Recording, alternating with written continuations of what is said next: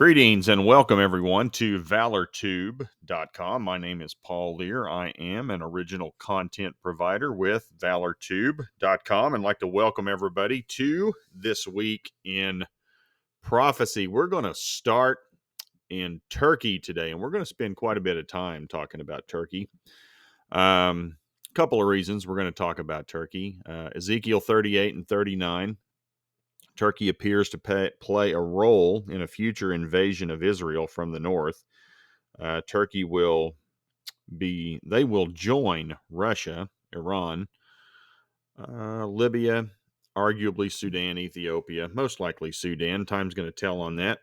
But somebody from Africa are going to join in the party as well as a few others. And then also we go to the book of Revelation. The 7 churches in Revelation are noted in what is modern day Western Turkey. So before we get to that, let's take a look at why I think modern day Turkey is affiliated with the Ezekiel 38-39 prophecy.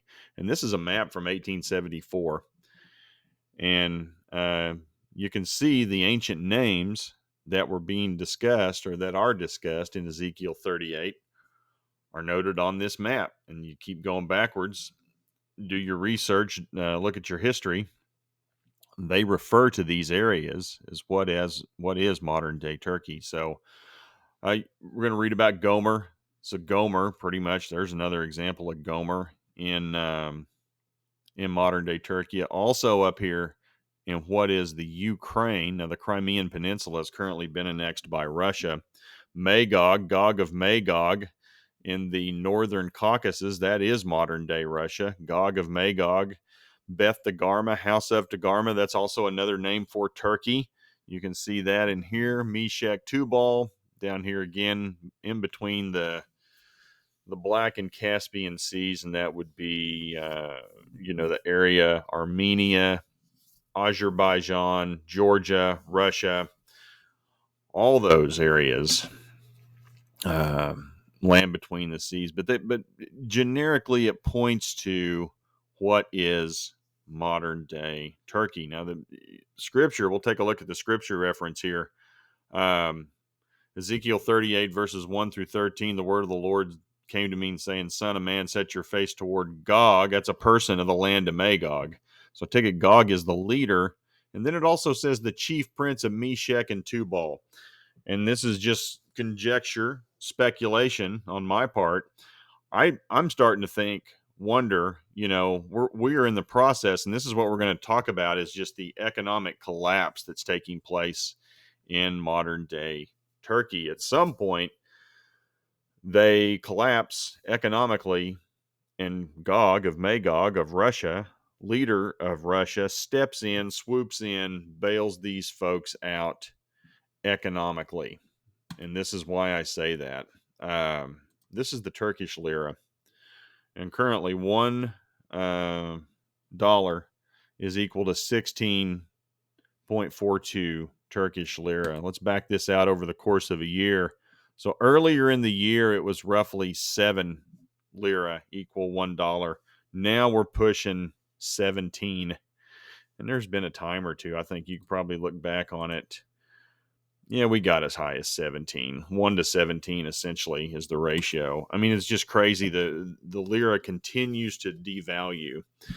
And so, if you want lessons in how not to do it, just watch Turkey and watch the economic policies of Turkish President Recep Erdogan. And I mean, these decisions that are being made, I mean, they are echoing what happened to Germany leading up to World War II. Just print more money, it'll be okay.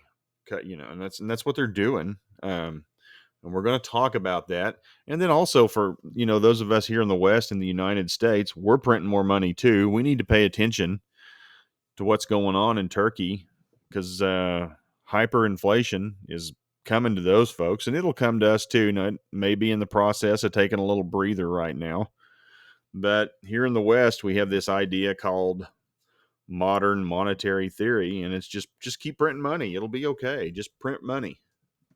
Um, and we're watching. We know it doesn't work.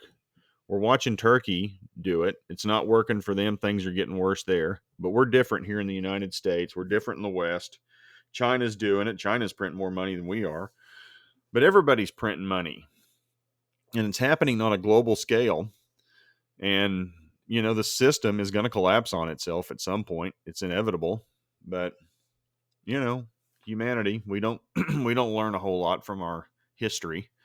And so we keep doing the same things over and over, thinking it's going to be different this time because we're the ones doing it instead of those idiots in the past. We can manage this better. I'm being completely facetious, of course, but let's take a look at what's going on. Turkish Lira sinks further with Erdogan's latest rate cut. So he cut rates again this week. And when he did that, they stopped trading on the Turkish stock exchange. They halted trading. Things got out of control real quick. Now, this is from Al Monitor, and I'm going to look at a lot of this stuff from an Arab perspective.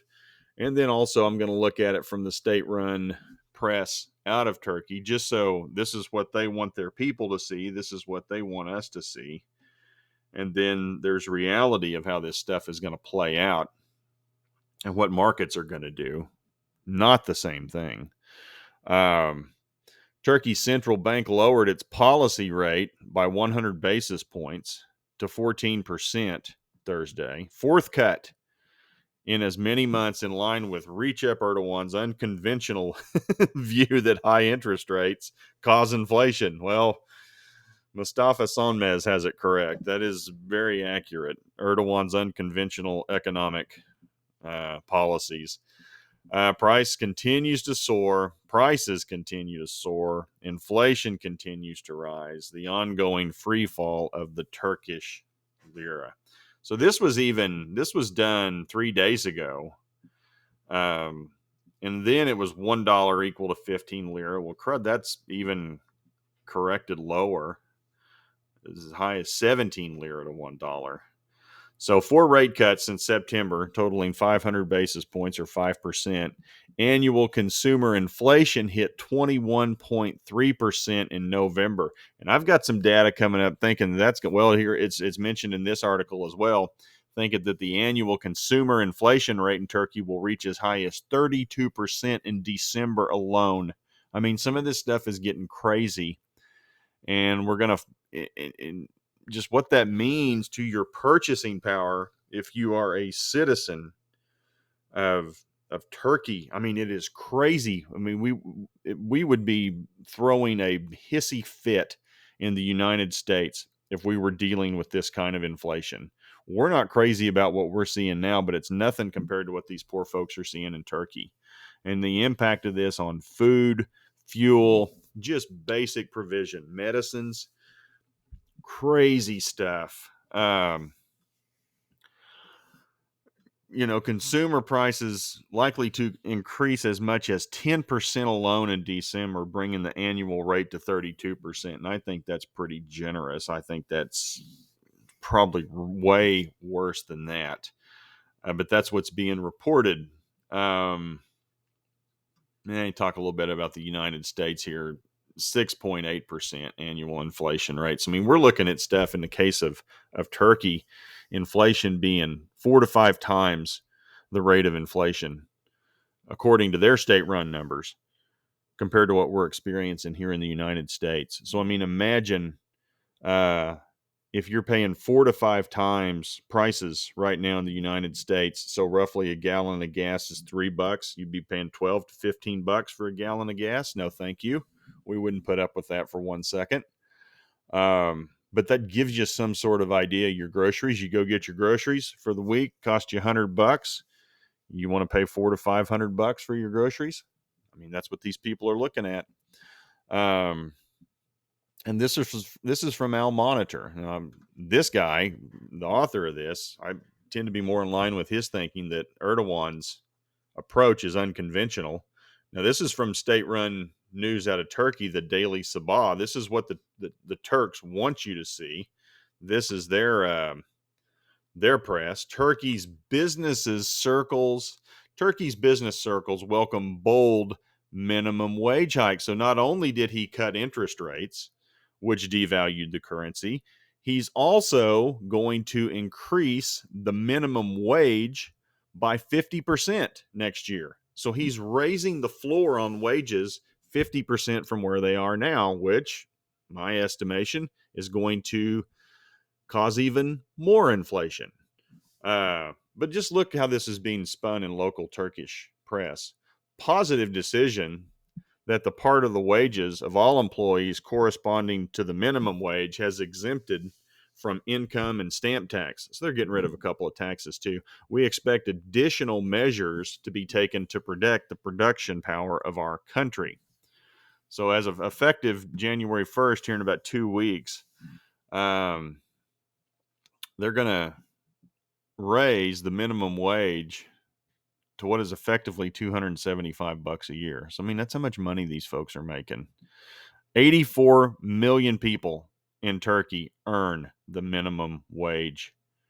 I mean, so the majority of the country is operating on a minimum wage, and that's going to be increased by 50% to $275 a year.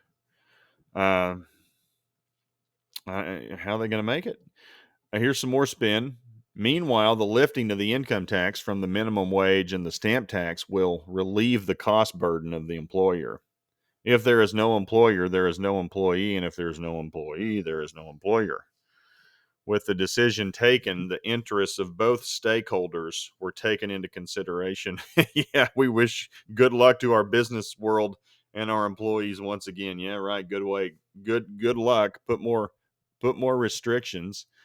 And again, talks about annual inflation increased to the highest level in 3 years in November. And again, at 21%, we're looking at arguably 32% or so in December.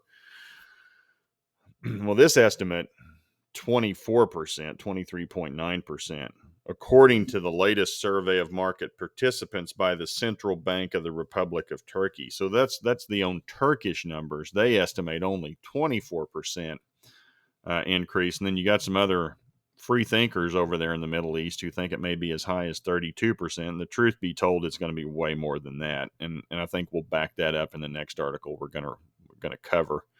We start looking at bread lines in Turkey. This is Neil Olpak, head of the Foreign Economic Relations Board in Turkey. We consider this increased rate to be an extremely correct and important decision to provide economic relief to our employees working with minimum wage. The abolition of the income tax and stamp tax is actually an indicator of the value given to our employees who earn minimum wage, and in this way, the burden of the employer has been significantly reduced. Okay. Mahmoud Asmali, he's a chairperson of the Independent Industrialists and Business Persons Association. He had the following. Our opinion is this group providing an additional positive privilege for minimum wage workers within the scope of the industrial sector will be an important step in increasing our employment and production capacity for manufacturing. So what's going on is that people are starting to revolt over there, and they're going to throw them a few crumbs to make it look like, hey, we care about you, trying to keep people at bay. Leaders realize they got some problems. The Turkish Enterprise and Business Confederation. So it's like we've rounded up all these people. Hey, we need to say something good about raising the minimum wage and cutting out a couple of these taxes and the positive benefit this is going to be for the people. I mean, we have rounded up Turkish Enterprise, Business Confederation, Istanbul Chamber of Commerce. Everybody thinks this is a wonderful idea. Jump on board. State-run press out of Turkey has gathered these people telling you how great this is going to be for you. We'll see if the people buy it. I don't think so. And this is why I think so. In Turkey, bread lines grow longer as inflation soars. Growing bread lines in Istanbul bear testament to the financial pain Turkish households are wrestling with. Well, there's no doubt about it. Istanbul Hawk Ekmek public bread sells for about 125 Turkish Lira. Whereas public, and this is the state-run bread, versus private is about double that cost. They think it's going to add up. Everything's getting expensive, from your food to your bread, from your shirt down to the socks you wear. And that's a 71-year-old resident told Al Jazeera. Former truck driver, produce wholesaler. My retirement Social Security only brings in 800 lira, or roughly $56 a month. Not enough to live on these days. 4 people in the house. Our rent, 2,000 lira, or 140 a month. Each of us eats at least 1 loaf of bread a day. So I plan on buying 4 loaves from here. You need to save every bit you can save these days. So you think about Revelation talks about a time where it'll cost you a day's wage just to eat. They're not there yet. But, if you're living on $56 a month, and, your rent is 2,000, I mean, you're in the hole already. Gosh, that's crazy. Turkish lira has lost roughly 48% of its value this year. It's way more than that, because it started at 7 lira to 1. Now it's up to 17. So the lira has been devalued by, over like 125, 150%, 130%. Again, not exactly being honest. Opposition to the state-run nonsense coming out of the Daily Sabah and what Erdogan's people want you to believe. Opposition Republican People's Party, he's put his own cost, what the city's, increased more than 50% in a year. Wheat has gone up 109%, sunflower oil 137%, toilet paper up 90%, sugar up 90%. Natural gas up 102%. So roughly all these things have doubled. Your cost of living has effectively doubled, and that's more in line with what the currency itself reflects. If anything, I would say those measures would be conservative, because the lira has gone, it's gone from 7 to 17. So that's about 150% increase from 7 at the beginning. And we have state-run bread, stuff they're putting in the street. It's a big deal. Everybody eats a lot of bread over there, probably because it's cheap, essential item in Turkish cuisine, and it's frequently consumed, especially if you are a poor family. Family of 5 or 6 people, for instance, where parents and children and elderly live together, maybe at least 2 pieces of bread are eaten every day.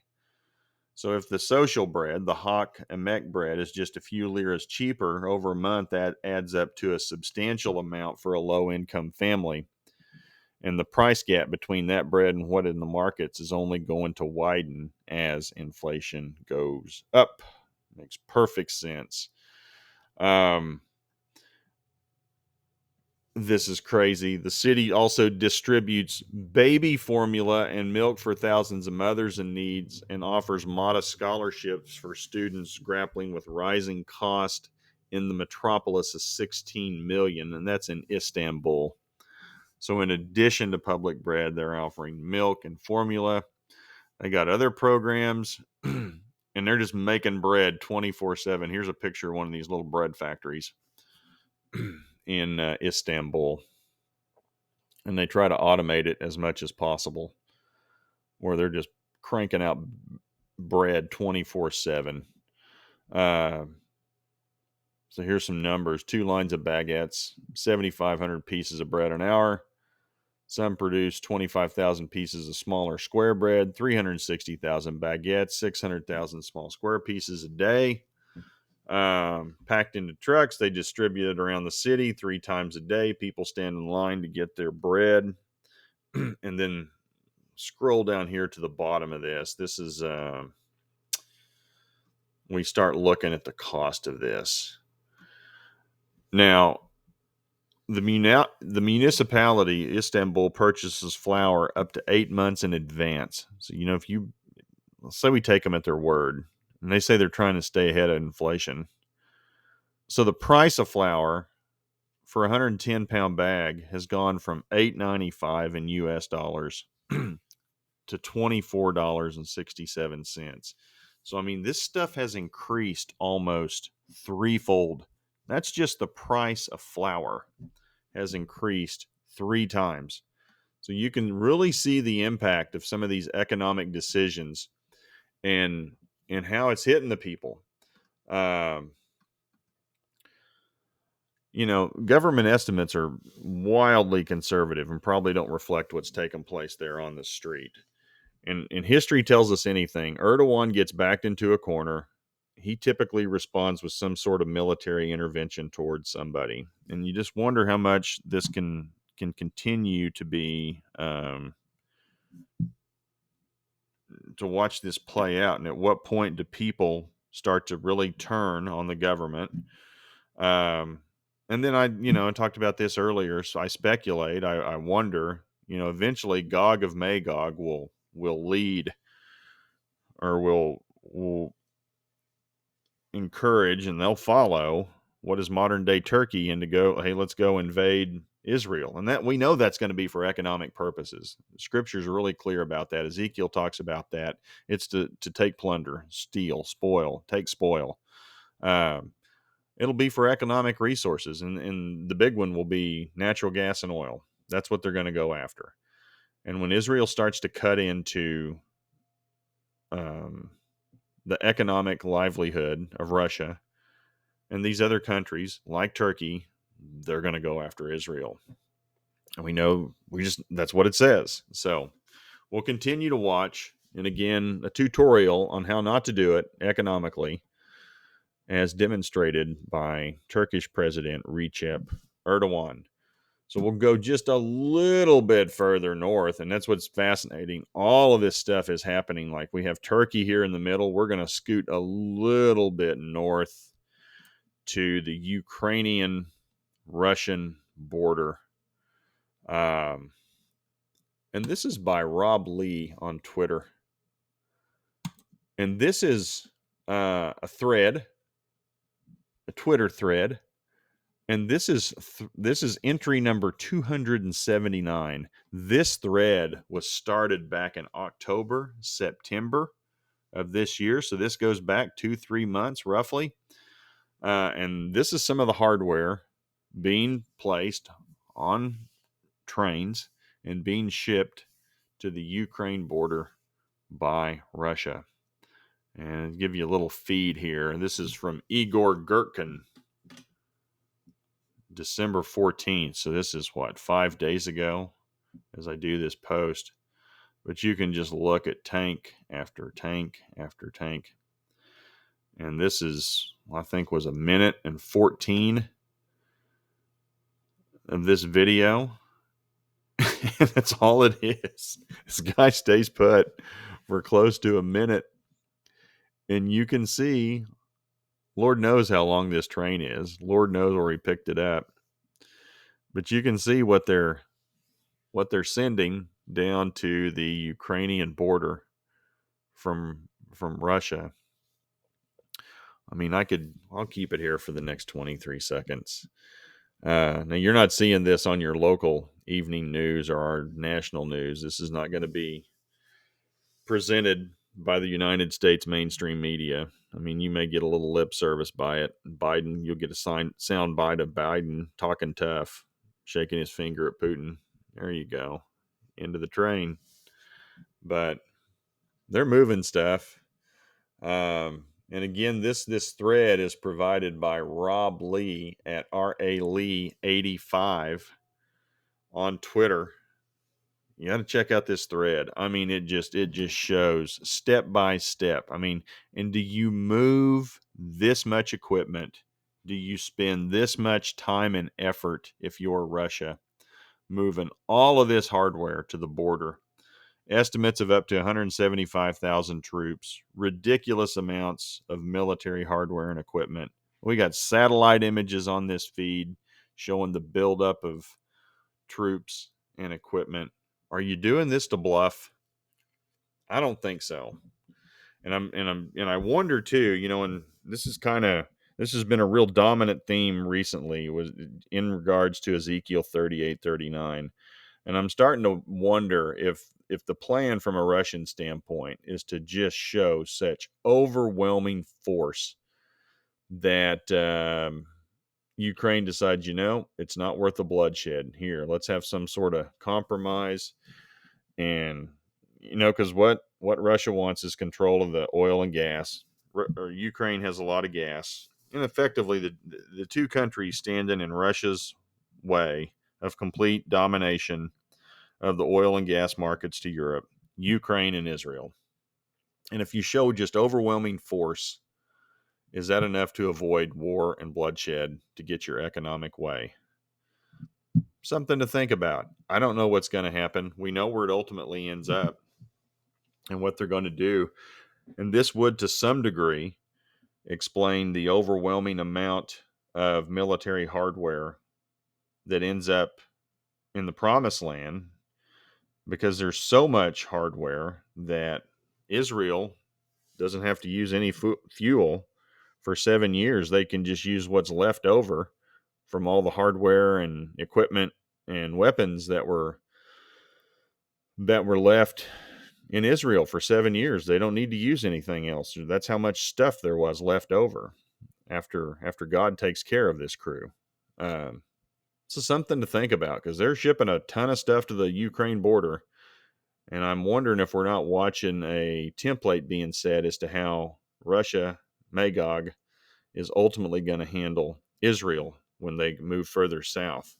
So again, we'll go back to a map. All this is happening in this region right here on the Russian-Ukraine border. And then you do that, you gain control of it, no problem. They'll just move right on down through here, through Turkey. They got a lot of stuff. They've got a naval base and an air base in Latakia along the Mediterranean, moving things through the Bosphorus Straits. And then you move your military hardware in between the two seas, between the Black and Caspian Seas, and down in here into the Golan Heights. And again, speculation on my part, but I do expect them at some point to lend a hand to either Lebanon or Turkey or both, and possibly bail them out economically in return for control of oil and gas. And then that will just leave their eyes set solely on Israel. So time will tell. Just thoughts, speculation, stands to reason. We know the end result. We just don't know how it happens and how we get there. So in light of that, there was this announcement of all things. This is from Israel Hayom. Ukraine recognizes Jerusalem as capital of Israel. And pretty much this paragraph sums it up. Ukraine recognizes Jerusalem as Israel's one and only capital and will open a branch of its embassy in the capital in the upcoming year. And that's according to the Ukraine ambassador to Israel, Ambassador Kornichuk. And this is a picture of Ukrainian President Zelensky. And they made that announcement, which I find interesting in light of what we just talked about up above. Tells where he made the announcement. The embassy branch in Jerusalem would be responsible for promoting bilateral trade and technological ties, and will be inaugurated during a visit by President Zelensky to Israel next year. So, again, another country recognizing Jerusalem as the capital of Israel. And then we'll close with this, kind of a little mark of the beast watch. This is from RT Times out of Russia. By the way, Twitter will let you know this is Russia state-affiliated media. A Swedish company showcases implant chips with vaccination certificate. And so we'll scroll down. We'll go through this a couple of times, let you get a feel for this using your cell phone. Here we go. Here's the chip right here. There's a picture, a little picture of the chip. And we're going to implant that thing right there into your forearm. He shows you where. Then you put your cell phone over it, hit scan. It recognizes the chip, and look at that. It says that this young man has his EU digital COVID certificate. Oh, and he's so happy. Look at him. He's got a big smile on his face. This is so wonderful. You too should do it. I like watching his reaction. He's got a smile on his face. He's all excited about this, and you too can do it as well. Enjoy that. I'm sure they can track other wonderful things. Look at him, big smile. Yay, look at me. And we'll go up here and you'll see him smiling at the beginning of this. Yeah, cocks his head a little bit to the left, let you know this is all good. But I'm watching these things. Do I think this is the beast mark? No, I don't. But I'll tell you what, there are more and more of these things happening on a daily, weekly basis. And we are being conditioned. And you too should be comfortable with this, because there will be a guy coming at some point in the future who's going to tell you, you take a mark on your forehead or your hand, and if you don't, you will not be allowed to participate in the economy, and they're going to come after you. Take the mark or you don't eat or drink. And this is kind of, right now it's being Australia, you're not allowed. There are two separate economies. Some of these countries in Europe are starting to go with separate economies. They're definitely restricting your ability to travel within the EU. But if you get yourself a little chip, scan it, you too can do all these fun things like you used to.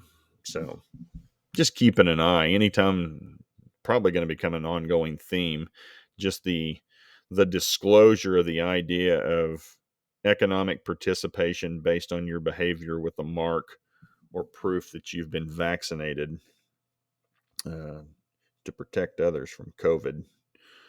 I'm not going to get into the politics of that, but to me, the focus is, hey, here's technology for a mark, if you will. Scripture talks about the mark, on the back half of the tribulation being on your forehead, your hand. So interesting stuff, interesting times, definitely worth watching. So appreciate you all taking the time to follow along with This Week in Property, or Prophecy, not Property. This Week in Prophecy. Also recommend you check out some of the other original content providers at valortube.com, and look forward to seeing everybody, well, maybe next week. I don't know. Next week is Christmas. If that'll probably be on Sunday as well. That'd be the 26th. So it'll be out there, or if not, it won't be. So we'll see what that brings. But at any rate, wishing everybody a Merry Christmas, and appreciate you taking the time to follow along. Please feel free to share with others. Have a great day. Catch you next week. Maybe. Bye.